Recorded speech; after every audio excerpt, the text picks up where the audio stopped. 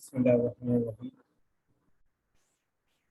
This video is the continuation of the first part in which I have calculated the bond length using the FTIR data.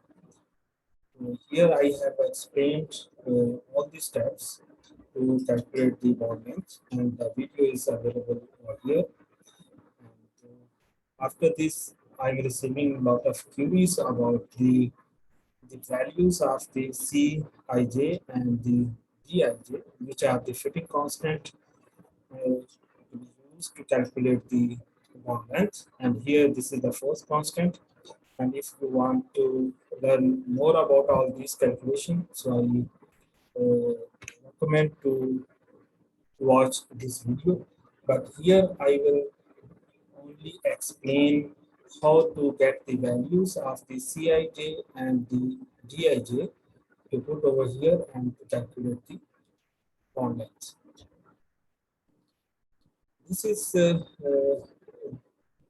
second part, and in the first part I will discuss how to get the values of these two constants, and if anybody is facing issue to calculate the values of the Cij and the Dij, and I will explain there is another formula we have mentioned in this journal. This is the first part. Detailed calculation is given over here in this paper, and this is the second part. That means if you are having any difficulty to get the values of the Cij and the Dij, then you can use this formula here. This is the 17 over k, and k is the first constant, and this has been explained in the previous video. So coming to the values, how you will be able to get the values of the Cij and the Dij.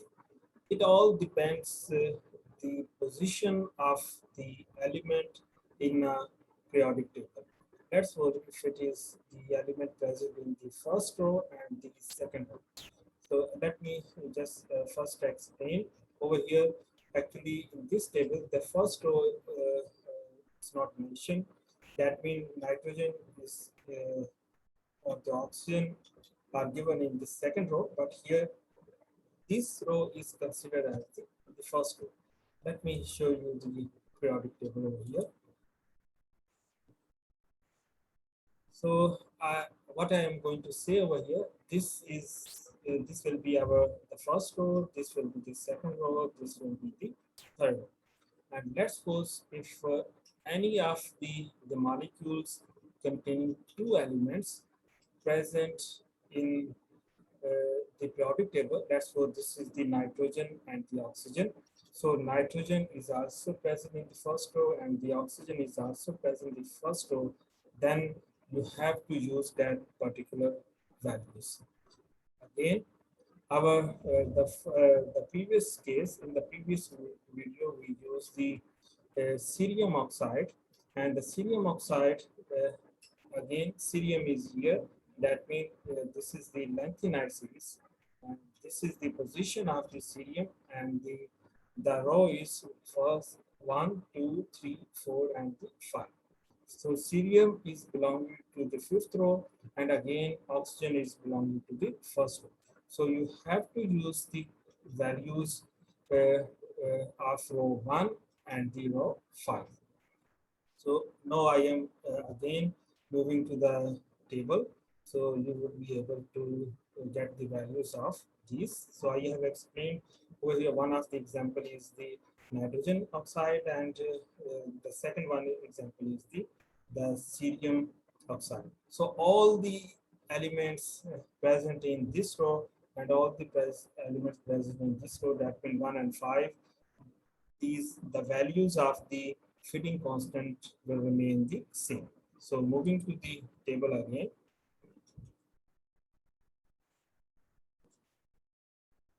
So as I have explained, this is the nitrogen and oxygen. Both elements are belonging to the first row. So you have to use the value of the Cij, it is 0.571, and Dij, it is 0.68. And now, similar to the other example which we have used in our calculation, this was the cerium oxide. And cerium oxide, as mentioned, I have mentioned in the product table, it belongs to cerium belongs to the fifth row, and oxygen belongs to the first row. So this is one of the example is given. That means cerium oxide is also belonging to the 1,5. Actually, the cerium or these metals are present in the fifth row, and the oxygen is present in the first row. So you have to calculate in a similar way, and the values are 0.490 and 1.26, and these values we have used in the calculation. And similarly, you can move to the any of the elements. That's what this is the Cl and Cl. Both the chlorine are present in the second row, and of course the both chlorine atom is present in the second row. Then the values will be like this: 0.490 and 1.25. So in this way, you can calculate the fitting constant, and you can put the values of these constant in the previous formula to get the value of the bond length. So this is one of the way. And other way is the you can directly put the value in another formula. Let's use this is our the second paper, as I have mentioned before. This is the title and the journal name is given over here, and the calculation we is given over here with the another formula, and the formula over here is the this one, and here there is no need for the Cij or the Gij values. You can use this formula by putting the force constant over here to get the value of the bond length, and in this way you can calculate the bond length of any of the molecule. That means the two elements joined together, showing the any of the vibration. Then you can calculate the bond length between the two elements present in the molecule by using this formula. So this is an alternative. The both are applicable, but I suggest the first one is more appropriate. And if you are unable to get the values of the fitting constant from the table, maybe there are the other elements are present which are not mentioned in the table, then I suggest you can use this formula. So this is all about the values of the fitting constant.